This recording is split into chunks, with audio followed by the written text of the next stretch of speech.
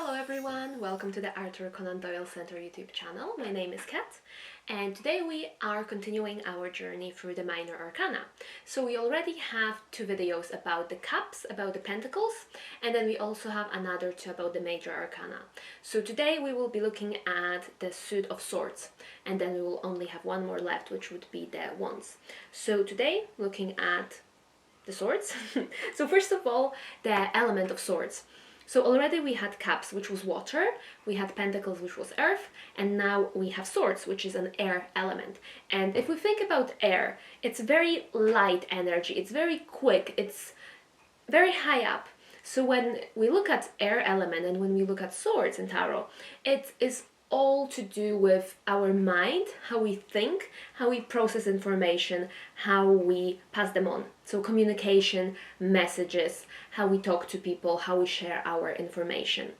Also, if I look at it from a more astrological point of view, the air element is opposite to water element. So as we know from the previous video about cups, water, it's all about our emotion. It is our subconsciousness. It is things that are coming and going. It's that ebb and flow. While the swords, they are the opposite element. You might think that water and fire would be opposite, but in fact in astrology, swords, which is air, and water would be the opposite. And that's because air element, it's very logical, it's very rational, it is about applying a certain formula to whatever is happening. So it's almost like a computer. You have certain elements and then you have a formula saying if this, then that, and then it would calculate you the result. But if we look at water and our emotions, you can't really apply such a formula. Sometimes we feel things without any reason. They just come to us and then they go away. So I feel like by looking at these two opposites, then you can understand air a bit better, because actually for air element, the most difficult thing, the thing that they fear most, would be experiencing emotional pain, because there's no formula to apply. There's no way to kind of, in a logical way, make this emotional pain go away. So this is just something when you get swords and cups in a reading, if that would be the predominant cards, you would have only swords and cups. There could be some conflict there between the logical mind versus our emotions and feelings. So this is just a quick introduction to the element of air in general. But now let's look at all of the cards one by one. So, as always, we start with one, which is the ace, and this is the ace of swords. So let me just, okay, you can always just type in Google Ace of Swords and you will see the card more clearly. But with Ace of Swords, every time when I see this card upright, I would think of it as there's some sort of clarity coming. Because Ace, it's number one, it is the essence of the energy. And having air, having that clarity, having that logic, that reason, then we know what is happening. Maybe there will be some sort of information, very vital information coming to you with the Ace of Swords that will clarify the whole situation. It's almost like a key to something, or a missing puzzle piece, where all of a sudden the whole image gets very sharp and clear and you know exactly what's going on. So if this Ace of Swords would show up in a reading, I would say there's clarity coming, there's new information, and if you were confused about something, the confusion is coming to an end. However, if the card would be in reverse, I would say there are still some vital informations missing, or there is too much confusion around you.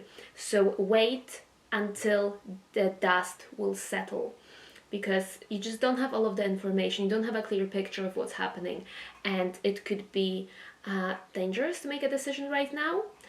Another thing that I would say with the Ace of Swords is perhaps the other side of things. So if something is really blurry, it would actually be too sharp.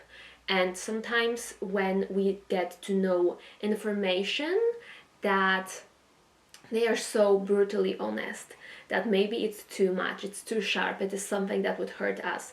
So again, it is all about how you see other cards in your spread, but it could also be that things are too sharp and then they are so clear that it could be painful. So this is the Ace of Swords. Anything else here? No, I think this is it. Basically clarity, understanding, information, communication. And next, after 1, we have 2. So 2 of swords. And as always, the number 2 implies choice to be made. So number 2, so we have 2 options. And then swords, it's about our mind. Maybe we have a decision to make, and in our mind we have 2 different options, and we keep going back and forth between them. We have 2 ideas. We have 2 different solutions we could go towards, and yet we are standing at crossroads. And when we look at this image, so sorry, I'll just show it to you again. It's a very defensive position. Somebody who sits with 2 swords, and it's as if they are guarding themselves. It's like, no, I have to separate myself from the environment. So sometimes I see this card also with the blindfold, so not seeing things, being guarded. It's as if I have retreated into my own mind, into my own mind space to make this decision so that nobody else will affect me. Nobody else will kind of input their ideas into my mind, and so I can make a decision based on logic. But again, if we look at the card, there's a lot of water behind. So it might be that we have our back to the emotions. And again, this takes us back to that conflict between water and air, between emotions and logic. Maybe we are trying to sort out this decision, trying to make this choice based purely on our logic, and we would not even pay attention to our subconsciousness, to our emotions. We have our back to them. So this is important to keep in mind, that sometimes we might be stuck in our mind trying to make a decision while we don't pay attention to our emotions. And because we are stuck between 2 options, we are at a standstill. We are on a fence. We are sitting on the fence. It's like, this way or that way, this way or that way, but we don't really make a decision. It's a very static card. And then in reverse, I would see it as either already having made the decision, realizing that, okay, I've made this decision and I can move forward, or being so stuck in our mind that we are just frozen and we're like, no, I'm not allowing anyone, I will not allow other opinions, other information to come into my mind. It's only me and my decision. So it could be negative as well. So again, you will have to see with other cards in your spread. Next, 3 of Swords. Well, I think if you've been into tarot for a while, then you know this card doesn't really have the best reputation. So yes, but let's walk through it together. So as you can see, we have a heart pierced by 3 swords, and there's lots of clouds, and it's raining, and it's grey, and altogether it's not really a nice energy. So when 3 of Swords shows up in a reading, we know there has been some emotional pain, some sort of grief, something difficult that has happened.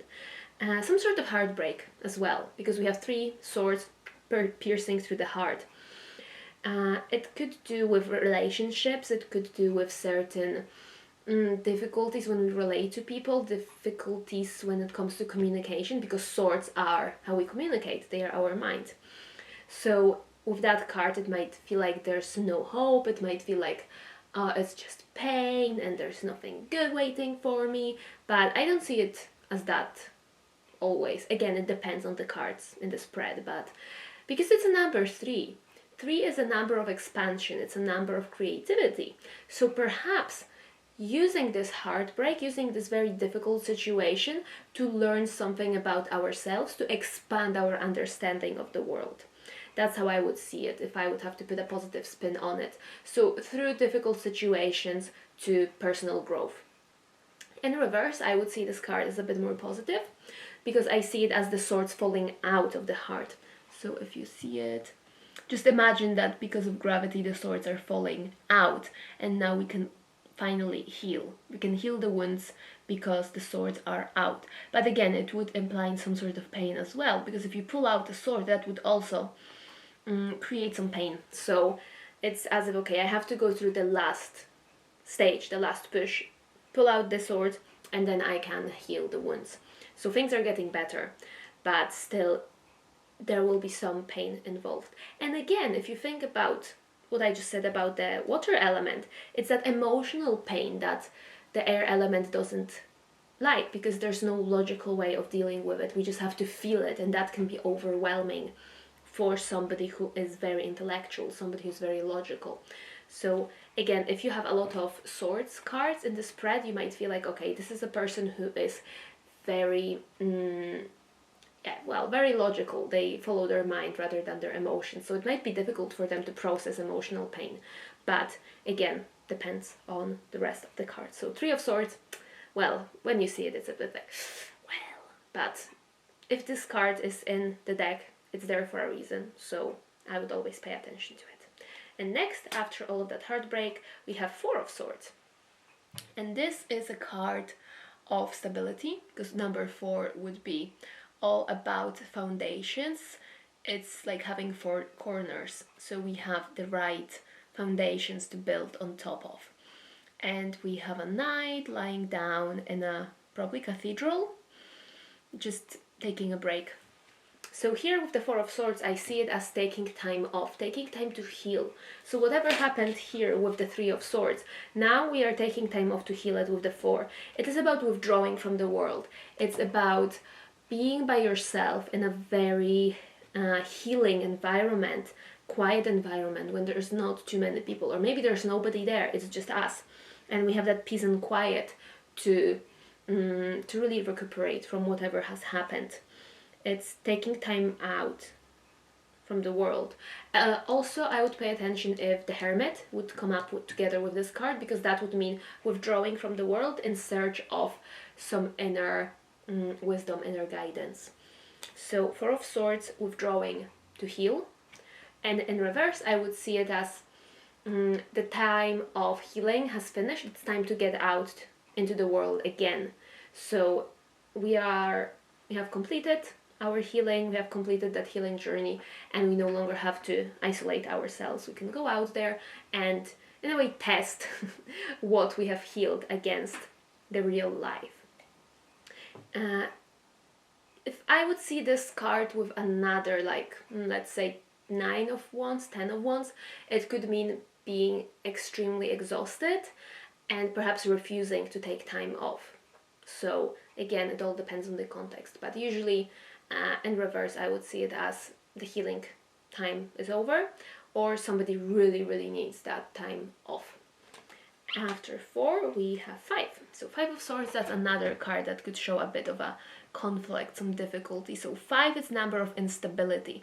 It's a number of chaos.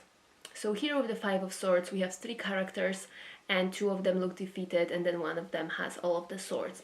So the way I see 5 of Swords is some sort of conflict. It could be mental conflict. Maybe we had an argument with someone, and no matter the cost, we are trying to win.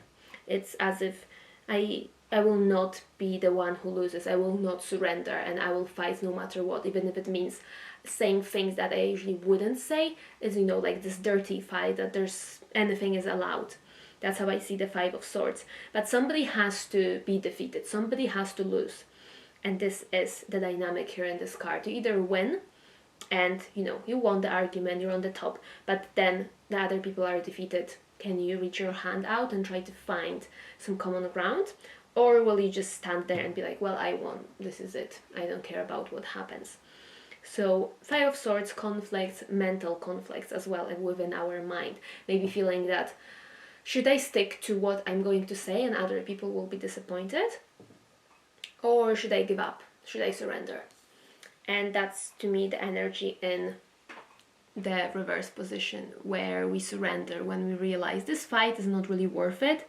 It's better to walk away and feel a little bit defeated rather than keep fighting. Because with 5 of Wands, for example, there's also people fighting, but it's Wands, so it's not that it's not life and death situation. It's just people hitting each other with sticks. So what can you might get a bruise.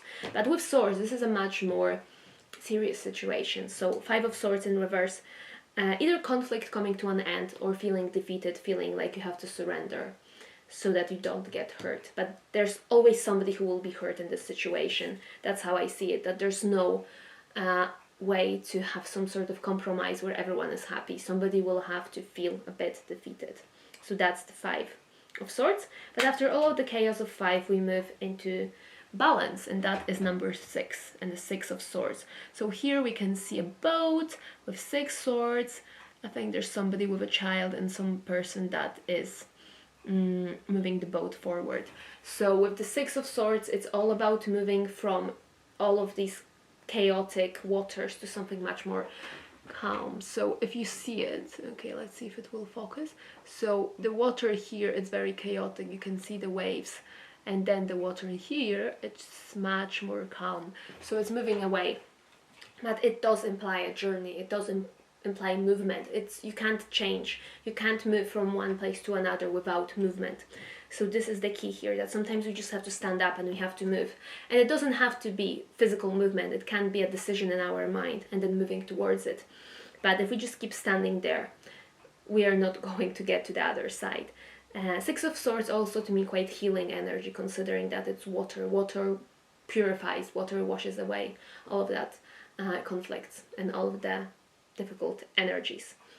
So while with the Six of Swords upright, I would see it as getting on the boat and moving towards some more calm future. In the reverse, I see it as refusal to get on the boat. Maybe feeling that things will still get better, I'll wait. Imagine there's a schedule with the boats, that the boat comes every, hour.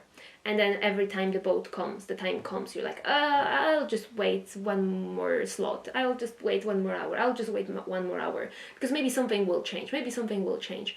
And this is because you're not really sure. Maybe you don't want to move away. Maybe you don't want to leave other people behind. So with the Six of Swords in reverse, there's no willingness to move on. Or perhaps that opportunity to move away, it's blocked. It's maybe the boat didn't show up and you really want to move on, but it's not the time. It's not the right time. So that's the Six of Swords. Next one is the Seven of Swords. And that's how it looks. So we have a person sneaking away with some swords and they are leaving behind 2 and they are taking away 5.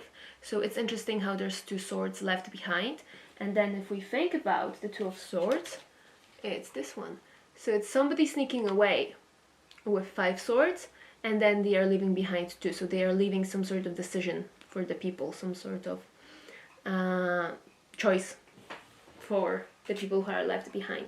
But Seven of Swords is traditionally seen as the card of deceit, card of lying, maybe cheating. It's somebody who tries to sneak out through the back door, being unnoticed and taking what they want. So if they would be up front and they would say, hey, can you give me 5 swords? People would say, no, are you crazy? Why would you take 5 swords? They are ours. But in the Seven of Swords, the person is like, I'll just take them quietly. Nobody will notice. I'll sneak away. I don't have to be honest. I can just, fake it till you make it. That's how I see it with the Seven of Swords. So upright, it might show some deception. It might show that the situation is not as clear. Also, because it's swords, it might show somebody who's using their intellect to be sneaky. Because, again, swords, it's about our mind, how we communicate. And we can use swords to clarify things, but we can also use words to make things more confusing. When people lie, when people make up new versions of the same story and we no longer know what is true. And because they are able to do that, then they can sneak out, they can do whatever they want because they make their version, they make the reality very confusing. So to me, that's the Seven of Swords, that somebody who can be very intellectual, somebody who can be very intelligent, but they can use it for their own agendas rather than for the truth. In the reverse, I would see it as coming clean. I would see it as saying what we've been doing honestly, confessing, saying, look, at that time when we were speaking, I lied, this thing never happened, and I said it because this and this and this and that. So coming clean, confessing, saying the truth. Well, depending on other cards, it could also mean someone who is such a pathological liar that they believe in what they say and there's just no way of untangling all of these lies. And here I would maybe see it connected with the Devil card or the Moon card, because Moon card is about confusion sometimes and about our fears and things are not clear. So that sort of combination of cards could say that this is someone who's lying a lot and it's got to a point where it's very extreme. But in general, Seven of Swords, let's say Seven of Swords and the Ace of Swords, somebody confessing, somebody saying, telling the truth, and that brings us clarity and we can move forward. So yes, that's the 7. And then we are moving on to 8. So 8 of Swords, we can see a character being tied up with a blindfold, and then there's 8 swords behind her. So to me the 8 of Swords is all about self-imposed limitations. And it doesn't look like that person is tied up very tightly. I mean, if you look at it, it's just wrapped around with some bandage. So it doesn't look that serious. And because swords are about our mind, it's the self-imposed limitation in our mind where we believe that I can't do this. When we think, no, this is other people can do it, but not me, and I could never do it.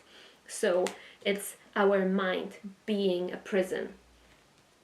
And again, it might feel like, oh, I'm surrounded by swords, I can't get out, it's a prison.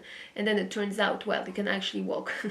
You can walk away, you can be free. But sometimes it's easier to be in that victim position. It's much easier to say, oh, I'm powerless and I'm just going to stand here and I'm going to cry and I can't be free. But you can. This is just in our mind, that prison. So in reverse, I see it as freedom.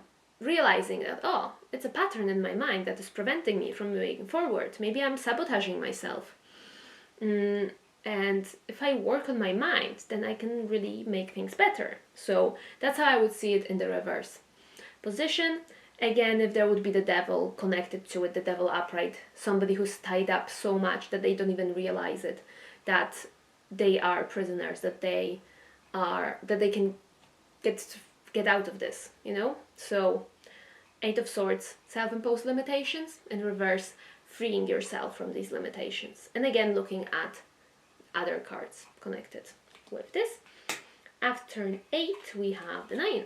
And this is one of the very few cards in tarot that have very black background. The other one is the devil. And then the 10 of Swords, the black is already lifting. So here we see a person in their bed, and then there's 9 swords behind them on the wall.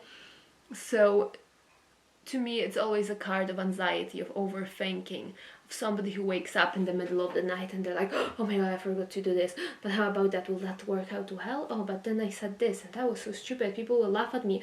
Oh, and it's just the mind over and over and over and over, overthinking, being anxious.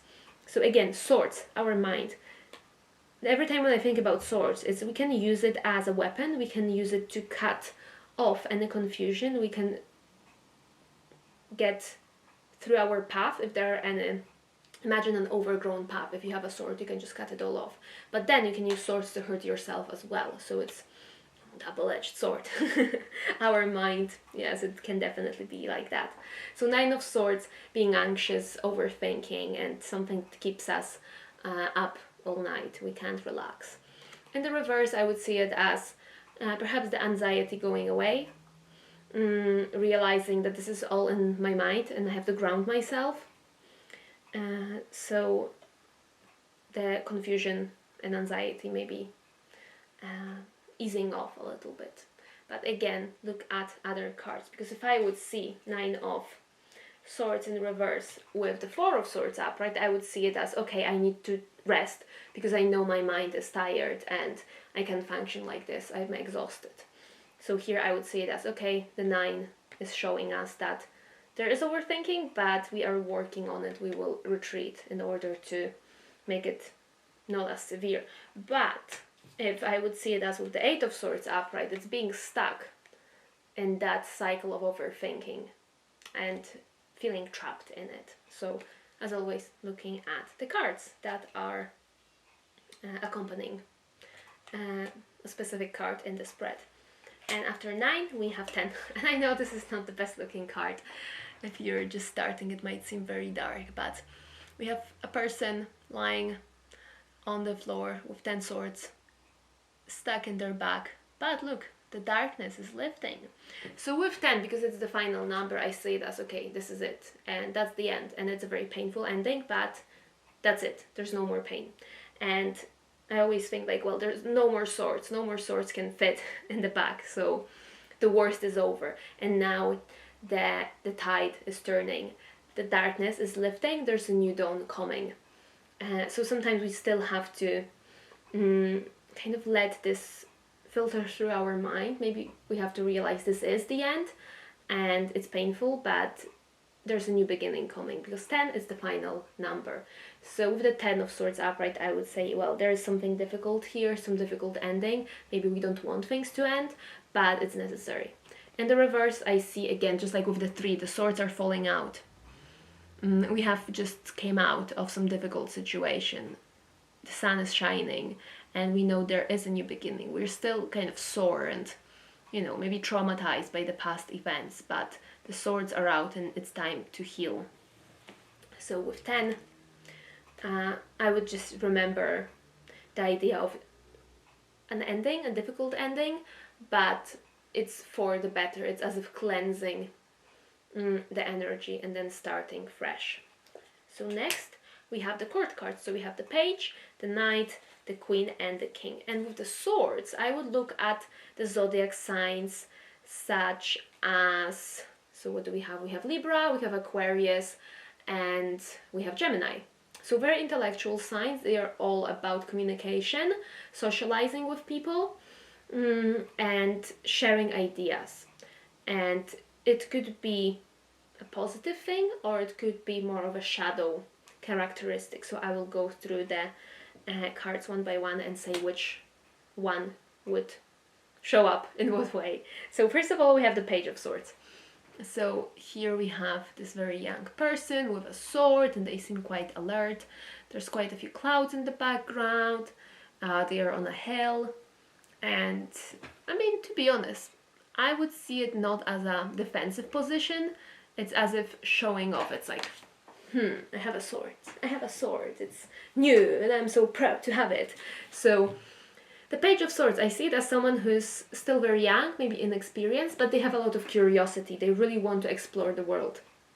And they really want to communicate with people. It would make me think of Gemini, somebody who wants to connect to many different people, create that network, jump from one thing to another because something new, something different is shining off in the distance and it's like, ooh, that's interesting, I'll jump over there. So it can also talk about students, somebody who is learning, somebody who is gaining knowledge, but they are just starting out because they are quite young. In reverse, this card can be seen as perhaps when we are still not that advanced and yet we feel like, oh, we know best. You know, it's like those people who start learning something and after reading a few pages in the book, they are experts. And they would always say, oh yeah, well, now that I'm into this topic, I know that you should be doing this. And they don't have the knowledge, they don't have all of the experience, and yet they feel like they are experts.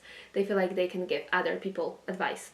Also, Page of Swords in reverse, it could be someone who is following us on social media and they're looking at our pictures, reading what we write, but they don't really leave a trace behind them. So kind of, I don't say stalking, but you know, when somebody is observing you quietly and you don't even know, but it's as if they are gathering information about you. So yes, it could be either way. That's why I like to read in reverse, just so that I know what energy is there. Also in the reverse, I would see it as someone who's quite argumentative and they don't really have good arguments, they just want to argue because there's that very youthful energy, that immature energy of just contacting people and having the arguments, having some sort of conflict, but there's nothing constructive about it. So that's the Page of Swords in reverse. Knight of Swords, very fast moving card. Somebody who's very eager to say things, to deliver messages, to share what's on their mind. You can even see it in the way the horse is running and the trees are bending, so it's this Knight of Swords even moving against the wind, being so motivated to get there and to share his message. I see this card as somebody who can be very impatient, who is all of a sudden, they get an idea, they have to go for it, and they don't think it through. So, very fast energy when we think about air, how quickly it moves, how light it is. I would see it as a message that we will receive very soon with the Knight of Swords.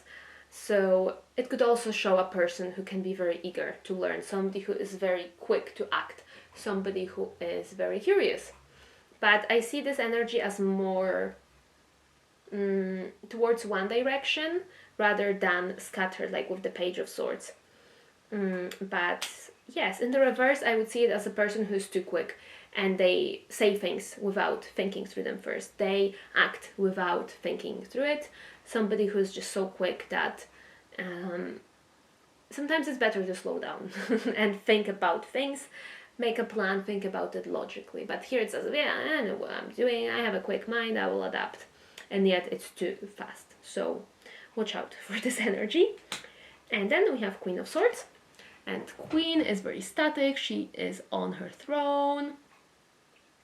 And it's interesting how the sky here, it's clear, and then we have the clouds. She holds her sword, and then there's some sort of bracelet. I don't know if it's bracelet or if she had her hand tied and then she cut herself free. But to me, the Queen of Swords is about clarity. It is about truth. It's about, okay, what will you tell me? And I know the truth.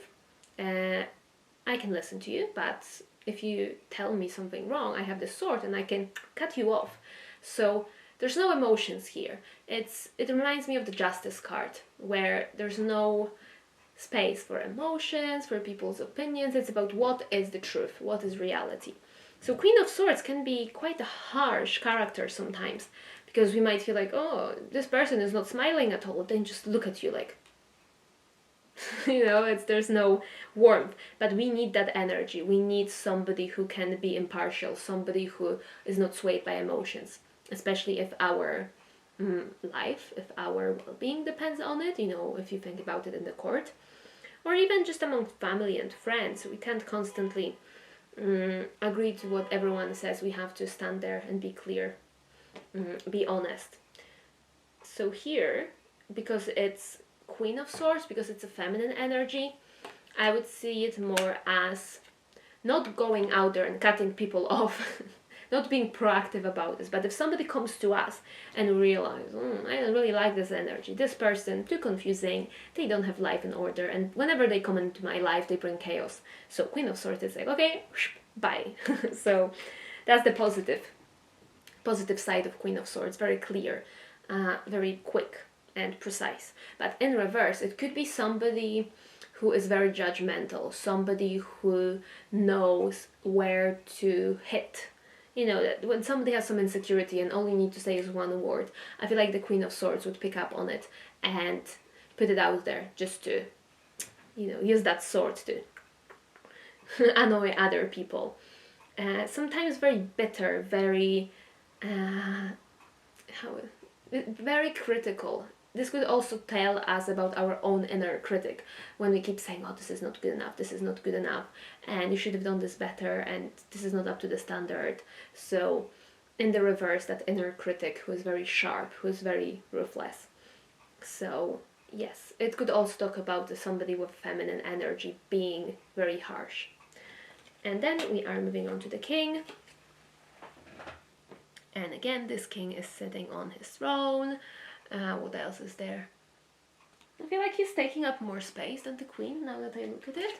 So his figure is much bigger than the queen. See how he's taking almost all of the card, and then the queen has more background being shown. So in the upright position, a very intelligent leader, somebody who knows how to process things logically. They know how to be rational about things, again, not being swayed by emotions, looking at all of the statistics, all of the data, and acting based on that. And again, looking at zodiac signs, Libra, Aquarius, and Gemini. So King of Swords, somebody intelligent, they know what they are doing.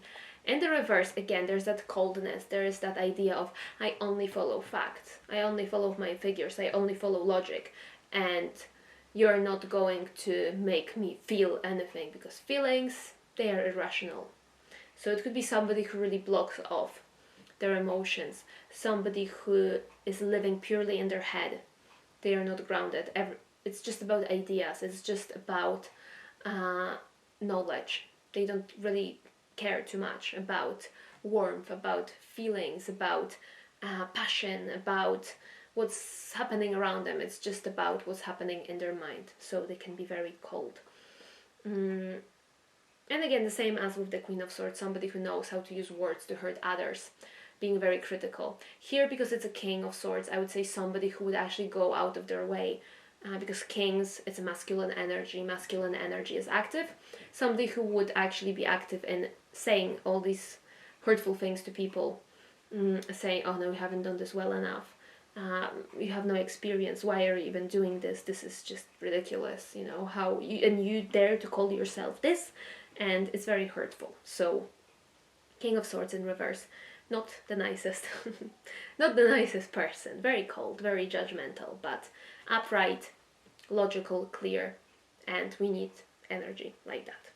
So yes, these were all of the cards in the suit of swords. So just to quickly recap, swords, air element, all about our mind, how we communicate, how we process information. It's about rational mind, it is about using logic, it's about just messages as well. And yes, I hope that was useful. I hope you've learned something new. I hope it is helping you to learn about tarot. So yes, thank you so much for watching. There's just one more video left about the wands, and then the whole collection will be complete. So watch out for that video. I think it should be recorded in the next few weeks. And yes, thank you so much. Thank you for watching. Check our other videos. Feel free to subscribe, like this video. We are uploading usually on Sundays, and there are other things as well apart from tarot content on other channels. So yes, thank you very much, and I'll see you next time. Bye!